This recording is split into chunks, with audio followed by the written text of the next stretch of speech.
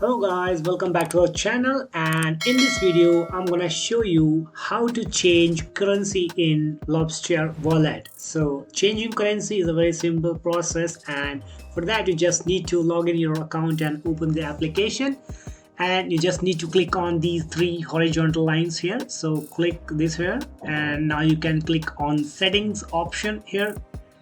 Now you have multiple option here, so just need to go on profile section, and now you can see that option is currency. That's it. So now you can click on currency, and now you can change your currency option here. You have multiple option, so you can choose any option here.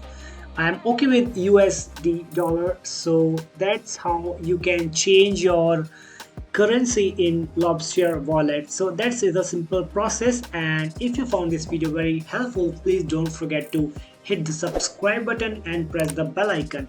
I'll see you in the next video. Till then, bye bye, take care.